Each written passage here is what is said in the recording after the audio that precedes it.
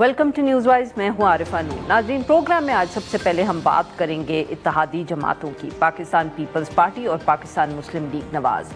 इत्तेहाद तो है, पाकिस्तान मुस्लिम लीग नवाज़ की जो हुकूमत है वो हुकूमत ही ना बनती अगर पाकिस्तान पीपल्स पार्टी का जो है सपोर्ट ना होता। मगर पहले दिन से शिकायत या रंजिशें जो हैं वो पाकिस्तान पीपल्स पार्टी की तरफ से सुनने को मिलती रहती हैं। कभी पंजाब में कुछ वादे होते हैं तो वो शिकायत करते हैं कि वो पूरे नहीं किए गए। वफाक की बात आती है तो कई दफ़े इल्ज़ाम लगाया जाता है कि कंसल्टेशन काफ़ी नहीं हुई, जो मशवरा करना चाहिए था या पहले बताना चाहिए था उस पर बात होती है। मगर जब से ये सैलाब आया है पंजाब में तो लगता है कि जैसे दूरियां और बढ़ गई हैं। मेन फॉल्ट लाइन जो इस वक्त है, जहां तनकीद हो रही है एक जमात से दूसरी पर और दूसरी से पहली पर, और जवाब भी दिया जा रहा है एक दूसरे को, वो पंजाब है और पंजाब में सैलाब की सूरत हाल है। पाकिस्तान पीपल्स पार्टी पहले दिन से शिकायत कर रही है, तनकीद कर रही है कि मिसमैनेज किया गया सैलाब की सूरत हाल को पंजाब में, और जिस किस्म का ऑब्वियसली ज़राअत के हवाले से फ़ैसले किए गए या नहीं किए गए उस पर भी बहुत तनकीद की है जमात ने। मगर अब लग ये रहा है कि जैसे पाकिस्तान मुस्लिम लीग नवाज़ जो है, जो पहले काफ़ी हद तक नज़रअंदाज भी कर देती थी इन शिकायत को या तनकीद को, वो भी अब उसी तरह जवाब दे रही है। ख़ास तौर पर सैलाब के हवाले से लेकर एक दो इश्यूज़ पे बहुत ज़्यादा बात हो रही है, चाहे वो बिलावल भुट्टो ज़रदारी साहब हो, मरियम नवाज़ साहिबा हो, या सेकंड टियर लीडरशिप की शर्जील मेमन साहब से भी तनकीद होती है, अज़मा बुखारी साहिबा जो हैं वो भी जवाब देती हैं, और काफ़ी हम कह सकते हैं तलखी आ चुकी है। पाकिस्तान पीपल्स पार्टी के जो चेयरमैन हैं बिलावल भुट्टो ज़रदारी साहब, वो कह चुके हैं कि वफाकी हुकूमत जो है उसको बिस्प के ज़रिए जो मुतासरा लोग हैं उनकी मदद करनी चाहिए। उन्होंने 9 सितंबर को इस बात को दोबारा दोहराया। दूसरी तरफ से बार बार PMLN ये कहती है कि ये मुमकिन नहीं है। आज DG खान में मरियम नवाज़ साहिबा ने जब तकरीर की तो वहाँ उन्होंने बहुत तफसील से जवाब दिया जो पाकिस्तान पीपल्स पार्टी की तरफ से तनकीद हुई है। बेनज़ीर इनकम सपोर्ट प्रोग्राम के हवाले से उन्होंने कहा कि 10,000 रुपये तो बांटने नहीं हैं, सर्विस भी होंगे, असेसमेंट भी होगी, और लोगों को लाखों के अंदर जो है वो कॉम्पनसेट करना है, चाहे घर का नुकसान हो चाहे मवेशी का नुकसान हो। तो उन्होंने कहा कि ये तो हो नहीं सकता इनकम सपोर्ट प्रोग्राम के ज़रिए।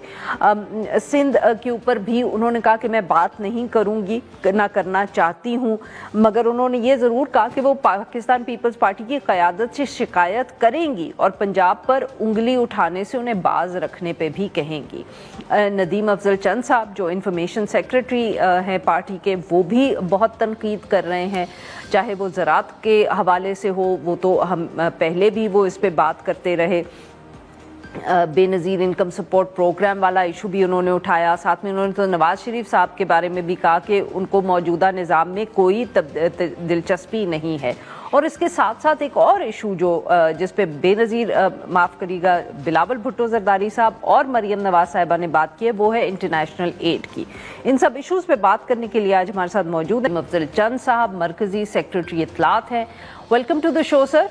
जी चंद साहब, बहुत हम कह सकते हैं कि लगता है कि जैसे टेंशन्स बढ़ रही हैं दोनों जमातों में और एक ही इशू पे बढ़ रही हैं, वो है पंजाब का इशू। देखिए, टेंशन की ऐसी कोई बात नहीं है, लेकिन मेरे ख्याल में जो उनको एक था कि कोई भी बोले ना, जो मर्जी करते रहे। हमारा बड़ा सिंपल सा सवाल है, इस सैलाब से पहले हमारा इनसे एक रिटर्न एग्रीमेंट हुआ था, उसमें था कि लोकल गवर्नमेंट इलेक्शन ये करवाएंगे। अब लोकल गवर्नमेंट इलेक्शन आज अगर हुए होते तो आज लोकल नुमाइंदे जो हैं, वो सैलाब हो या कोई भी आफत आए, उसमें वो खुद अपनी आवाम को संभालते।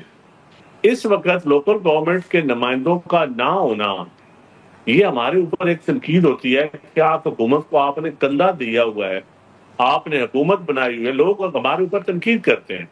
और हमने ये حکومت کے ساتھ جو ریٹرن ایگریمنٹ کیا تھا اس میں main point local bodies election کا تھا کہ 1 سال کے اندر اندر آپ لوکل باڈیز الیکشن کروا کے جینوئن عوام کے نمائندوں کو افیکٹو سسٹم تو وہ آپ ان پلیس کریں گے. جو نون لیگ کے ساتھ حکومت بناتے وقت یا جو اب ہے ہماری پنجاب کے ساتھ, تو اس میں نمبر یہ پوائنٹ تھا. اب سیلاب آ گیا تو سیلاب میں ہم پہلے دن سے ہم نے تعریف کی ہے, لیکن ان کو عادت نہیں ہے تھوڑی سی بھی تنقید سننے کی. اور ہم نے کہا کہ آپ جہاں کاشتکار کو آپ نے گلا دبایا, تو آپ نے کاشتکار کا گلا دبایا ہوا ہے آپ نے گندم کے معاملے میں, تو آپ مہربانی کر کے پہلے آپ نے گندم کی قیمت نہیں دی اور پھر آپ کہتے ہیں کہ ڈی ریگولیٹ کریں, تو ہم اپنی گندم کے پی کے یا دوسرے صوبوں کو بھی نہیں دے سکتے. اور پنجاب کو کے پی کے لوگوں کو اس وقت آٹا شارٹیج ہے اور وہ گالی پنجاب کو دے رہے ہیں, اور ہم تو چاہتے ہیں کہ ہمارے کسی صوبے کو دوسرا صوبہ گالی نہ دے. بہت مرتبہ کر چکے ہیں چند صاحب, معاف کریے گا, یہ جو گندم والی بات ہے یا جو کاشتکار کی بات ہے یہ آپ بہت دفعے کر چکے ہیں سر, بٹ کئی دفعے لگتا ہے کہ صرف آپ ہی یہ بات کر رہے ہیں, نہ بلاول بھٹو زرداری صاحب کو خاص اس بات ایشو کو ہائی لائٹ کرتے ہیں, نہ پارٹی کی اور لیڈرشپ. تو کہیں یہ تو نہیں ہے کہ یہ آپ کی شکایت ہے بٹ پارٹی کا یہ سٹینڈ نہ ہو؟ بلاول صاحب کی پریس کانفرنس آپ نے سنی ہوگی, اس میں بڑا واضح انہوں نے کہا ہے کہ آپ اپنے کسان کو گندم کی قیمت دیں اور کسان بجائے امپورٹ کرنے کے. تو یہ ہماری پارٹی پالیسی ہے, کوئی صرف میری پالیسی نہیں ہے. میں وہ بات کرتا ہوں جو پارٹی پالیسی ہوگی. اور دوسرا مین اب بین الصوبائی نقل و حمل پہ آپ نے پابندی لگائی. آپ کہتے تھے آئی ایم ایف کی وجہ سے ہم کسان کو سپورٹ پرائس نہیں دے سکتے, تو آئی ایم ایف نے یہ کہا کہ آپ دوسرے صوبے میں یا دوسرے ضلع میں بھی گندم نہ جانے دیں, تو آپ ڈی ریگولیٹ کریں نا. آپ کسان کو جس طرح کھاد کی قیمتیں آپ نے ڈی ریگولیٹ کی ہوئی ہیں, چینی کی قیمتیں ڈی ریگولیٹ کی ہوئی ہیں, تو کسان کی گندم مین کراپ ہے, تو آپ گندم کی قیمتیں بھی ڈی ریگولیٹ کرنے دیں, جو مارکیٹ کے مطابق کمپٹیشن میں جو جس کو قیمت ملے, اور دوسرے صوبوں میں لوگوں کو بیچنے دیں گندم.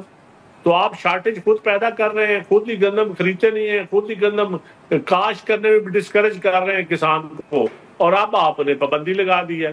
یہ ہمارا مین پوائنٹ ہے. اور میرا خیال ہے چیف منسٹر صاحبہ ہم بڑا احترام کرتے ہیں, لیکن آج انہوں نے جو اپنی تقریر کی ہے اسپوکس پرسن کو سمجھائیں, تو ان کے اسپوکس پرسن جو ہمیں الیکشن کے کبھی تانے دیتے ہیں کبھی کوئی اور تانے دیتے ہیں, ہم یہی کہتے ہیں کہ الیکشن کی بات کرنی ہے تو پھر ہمارے ساتھ بیٹھ کے الیکشن کا بات بھی کر لیتے ہیں, لیکن اس میں پھر آپ کہیں گے کہ یہ تانے دیتے ہیں. اس لیے ہم نے تو کبھی ایسی تہذیب سے گری ہوئی بات بھی نہیں کی, کبھی بڑے تہذیب کے دائرے میں رہ کے کرتے ہیں. لیکن عوام کے جو بنیادی ایشوز ہیں اس پہ تو ہم جب آپ ان کیمرہ ہم سے بات نہیں کریں گے, ہماری پالیسیز کو اون نہیں کریں گے, تو ہم میڈیا کے اوپر تو پھر بات کریں گے.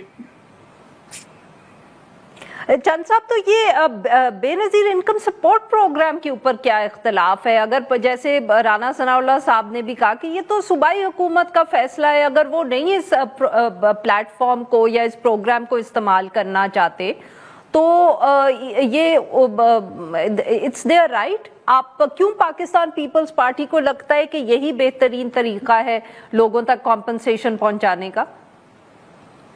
دیکھیں دو طریقے, ایک ہے کاشتکار طبقہ. کاشتکار طبقے کو تو آپ کے پاس گرداوری جو ہے وہ الیکٹرانک ہے اس وقت, آپ کو کمپیوٹرائز سسٹم ہے آپ کا سارا ریونیو کا, تو آپ زرعی ترقیاتی بینک کے ذریعے دے سکتے ہیں.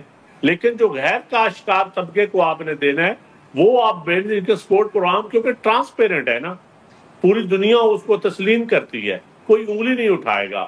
ایک طرف آپ پٹواری کو پیسے دیں گے تو وہ اس پہ تو انگلیاں اٹھیں گی, تو شاید نون لیگ کو پٹواری زیادہ پسند ہے ہمارے خیال میں. تو ہم کہتے ہیں زرعی ترقیاتی بینک کے ذریعے دے دیں, کیونکہ وہاں ہر فارمر کا ریکارڈ موجود ہوتا ہے. اور یہاں پھر آپ بینک کے سپورٹ پروگرام پہ جو غیر کاشتکار طبقہ ہے اس کو, جو مزدور ہے یا دکاندار ہے یا چھوٹا طبقہ ہے, اس کو ادھر سے دے دیں. وہ کہتے ہیں کہ جی وہ تو 10,000 روپے, وہ تو سر جیسے آج بھی چیف منسٹر نے کہا کہ وہ صرف 10,000 روپیہ دیا جا سکتا ہے بے نظیر انکم سپورٹ پروگرام کے ذریعے, میں نے تو لاکھوں روپے دینے ہیں. نہیں, شاید چیف منسٹر صاحبہ کا اپنا ہوم ورک ٹھیک نہیں ہے. جو بسپ کے بین ایکسپورٹ پروگرام کے پیسے ہیں وہ 10,000 دیے جا سکتے ہیں، لیکن جو گورنمنٹ کو گرانٹ دے گی فیڈرل گورنمنٹ یا صوبائی گورنمنٹ وہ 10,000 سے زیادہ بھی دے سکتی ہے۔ اگر آپ تیہ کریں، ڈیٹا یوز کریں گے، آپ بین ایکسپورٹ پروگرام کا ڈیٹا یوز کریں، اس ڈپارٹمنٹ کو یوز کریں، ان کی ٹیم کو ان کے میکنزم کو یوز کریں، پیسے آپ جتنے گورنمنٹ فیڈرل گورنمنٹ یا صوبائی حکومت نے جتنے کاشتکاروں کو دینے ہیں پر ایکڑ دینے ہیں یا جن کے مکان گرے ہیں وہ دینے ہیں، وہ آپ زرعی ترقیاتی بینک ہو یا بین ایکسپورٹ پروگرام کا ہو آپ دے سکتے ہیں، اس میں تو کوئی دوسری رائے نہیں ہے۔ نہیں چند صاحب وقت ذرا کم رہ گیا، آپ نے نواز شریف صاحب کے بارے میں بھی پچھلے ایک انٹرویو میں کہا کہ وہ تو خود اس نظام کو سپورٹ نہیں کرتے یا اس کا حصہ نہیں ہے، کیوں آپ کو یہ لگا؟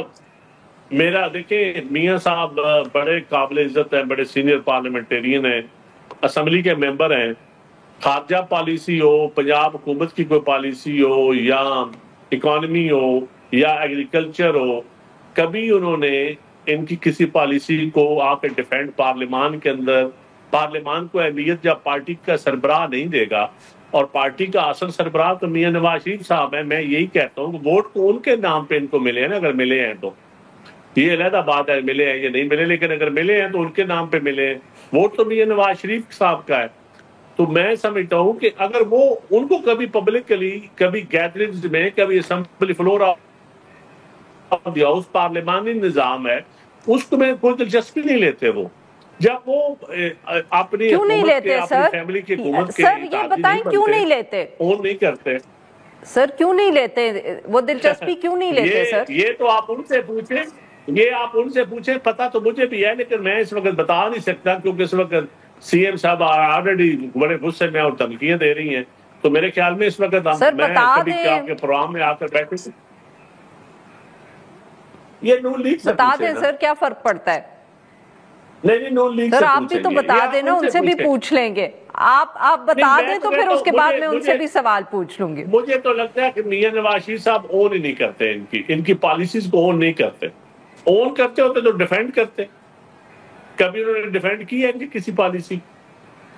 انڈیا پاکستان کی جنگ ہوئی ہے، انہوں نے اس پہ رائے نہیں دی، کیوں نہیں دی رائے؟ بہت بہت شکریہ چند صاحب، آپ نے ہمارے لیے وقت نکالا۔ ناظرین یہ تھے ایک چھوٹی سی بریک، اور جب ہم بریک سے واپس آئیں گے تو ہم بات کریں گے جو سندھ ہائی کورٹ میں جسٹس جہانگیری کے حوالے سے کیس چل رہا ہے۔